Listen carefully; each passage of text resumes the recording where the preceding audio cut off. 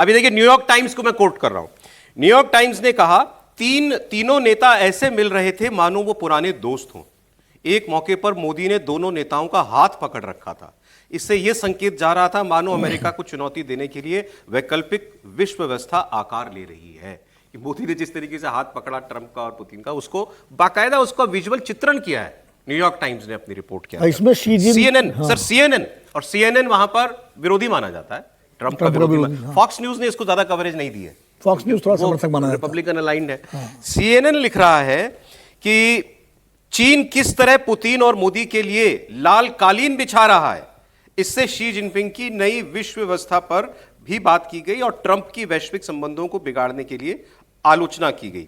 Fox news ने शिखर सम्मेलन की सावधानी भरी सीमित कवरेज करी, लेकिन ट्रंप विरोधियों के अभी एक चीज और होगी, वो देखिएगा, बहुत जल्दी ट्रंप शी जिनपिंग से मिलने भी जाएंगे। वो कह रहे हैं इस साल जाऊंगा। हाँ, तो वो इसमें और तेजी लाएंगे। देखिए, इस एससीओ की सबसे बड़ी विशेषता ये रही, मतलब उपलब्धि भी इसे कह सकते हैं, कि जिस अमेरिका के अंदर एससीओ की मीटिंग को एक कॉलम की जगह दी जाती थी, वहां उसे फ्रंट पेज की लीड बनाकर खबर छापी जा रही है। प्रधानमंत्री मोदी के जाने के बाद संभव हुआ।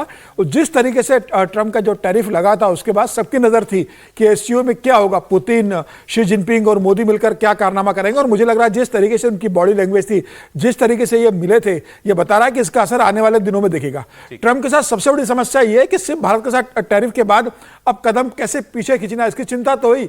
सबसे बड़ी चिंता है कि उनको अपने घर के अंदर अपनी ही पार्टी, रिपब्लिकन पार्टी से अब जवाबदेही तय करनी पड़ रही है।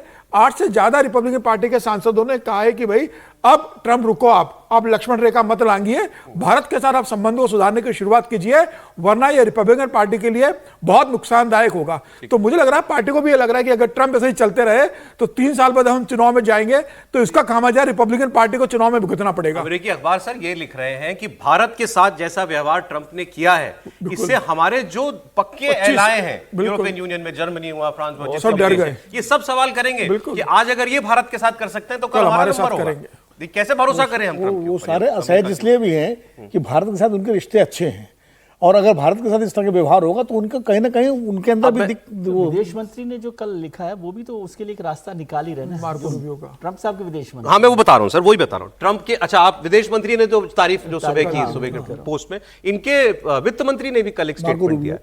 तो इनके वित्त मंत्री का स्टेटमेंट आपको बता रहा हूं, और इनके 2 पूर्व राष्ट्रीय सुरक्षा सलाहकारों का। ट्रंप की नीतियों का खूब विरोध हो रहा है। पूर्व NSA हो या इनके ट्रेजरी सेक्रेटरी, वित्त मंत्री, सब भारत की ताकत का लोहा मान रहे हैं।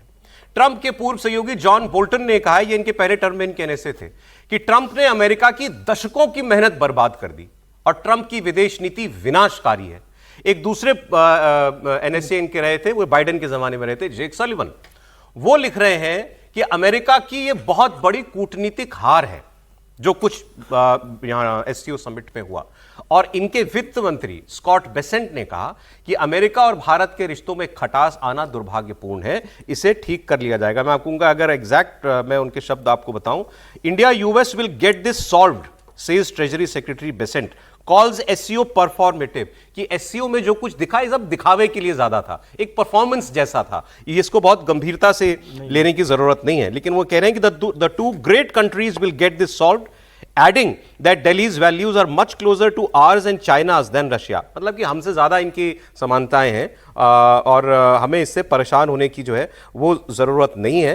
और इसके बाद इन्होंने कहा, I think at the end of the day the 2 great countries will get this solved, but the Indians have not been great actors in terms of buying Russian oil and then reselling it, financing the Russian war effort in Ukraine। वो आरोप भी दोहरा रहे हैं और कह रहे हैं कि हम सुलझा लेंगे। त्रिपाठी जी, नहीं, देखिए, मुझे लगता है कि एक बात तो सबको हमेशा ध्यान में रखनी चाहिए, और मैं इसको यूं कहता हूं कि डेमोक्रेसी के साथ डेमोक्रेसी का रिश्ता हमेशा अच्छा होगा। आप ये कह सकते हैं, जैसे मैं उदाहरण के लिए कहता हूं कि सऊदी प्रिंस मिले, बहुत अच्छा लगा, लेकिन अल्टीमेटली हमारा क्या उस तरह का संबंध हो सकता है? क्या कभी नहीं हो सकता। हो सकता है कि ट्रेड हम बहुत अच्छा कर लें, हो सकता है कि वहां हमें अपॉर्चुनिटी बहुत मिले। और चाइना तो एकदम एक्सट्रीम है, चाइना में तो कुछ भी आपको नहीं पता कि क्या हो रहा है, everything is controlled by government only. तो आप वहां क्या हो रहा है कुछ भी यानी पीपुल्स पल्स आपको नहीं पता है। मेरा यह मानना है कि आज नहीं तो कल भारत के अमेरिका के साथ रिश्ते और बेहतर और मजबूत होने वाले हैं।